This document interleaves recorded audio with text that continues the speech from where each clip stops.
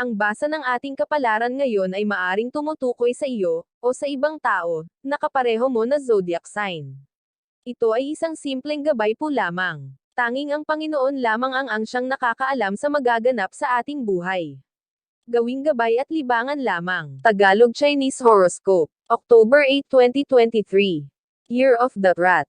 Kailangan mong maghinay-hinay sa pagdedesisyon tungkol sa isang maselang bagay na may kinalaman sa iyong personal na relasyon. Dapat mo itong pag-isipang mabuti dahil sa oras na magkamali ka ay maaapektuhan ang inyong pagsasama. Maswerteng numero, 2, 14, 15, 34. Year of the Ox. Isang mahalagang tao para sa iyo ang magbabalewala sa iyo sa araw na ito. Hindi dahil sa ayaw kanyang makausap o makaharap kundi meron lang siyang personal na dahilan kung bakit niya gagawin na pansamantala kang iwasan. Maswerteng numero, 35, 56, 57, 62. Year of the Tiger. Mabibigo kang tapusin ang isang proyekto na nasimulan mo na. May mga hadlang na darating ngayong araw para matapos mo ito kaya naman mapipilitin kang ipagpaliban ang iyong ginagawa at pagpapasyahan mong gawin ito kinabukasan. Maswerteng numero, 22, 32, 35, 45. Year of the Rabbit.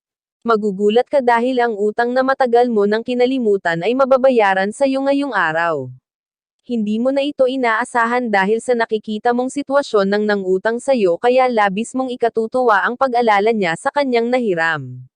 Maswerteng numero, 56, 67, 61, 70. Year of the Dragon. Makakapalagayan mo ng loob ang isang malapit na kamag-anak ng iyong kabiyak. Ito ay dahil sa isang hindi inaasahang pagkakataon na pareho niyong kasusuungan. Subalit kailangan mo pa ring piliin ang iyong mga ikukwento. Maswerteng numero, 43, 45, 50, 50. Year of the Snake. Malapit na ulit madagdagan ang iyong inaanak.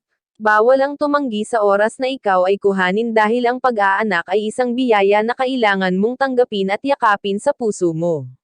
Isang dating kaibigan ang kukuha sa'yo. Maswerteng numero, 4, 11, 30, 51. Year of the Horse. Kukulangan ang oras mo para sa pagpe-prepare sa isang nalalapit na event. Kaya naman manggangarag ka ng husto. Kung kulang pa ang mga nakakatulong mo sa pag-aayos ay huwag magdalawang isip na maghanap pa ng iba. Maswerteng numero, 52, 57, 68, 70. Year of the Sheep.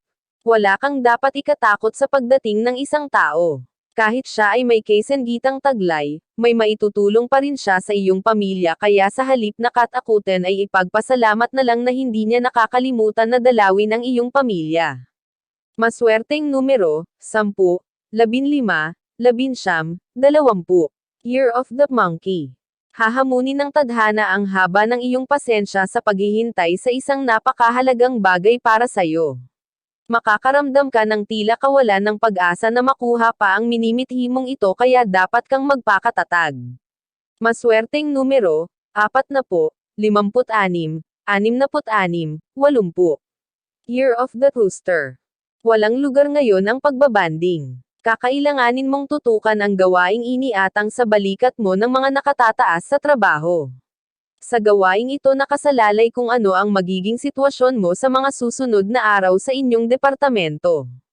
Maswerteng numero, 14, 15, 26, 27. Year of the Dog. Kung sa akala mo ay natuto ka na mula sa mga nagdaan mong relasyon, nagkakamali ka.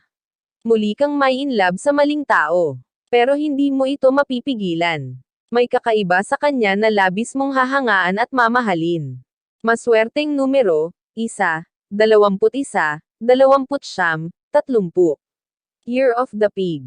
Masaya ang araw na ito dahil hindi mo inaasahan ang swerteng tatamasahin mo sa iyong negosyo. May lucky charm ka sa paligid na hindi mo napapansin. Ay enjoy mo lang ang bawat oras sa magandang maghapon na lilipas. Maswerteng numero, 6, 20, 29, 30. Iyan ang Tagalog Chinese Horoscope. October 8, 2023. Maraming salamat.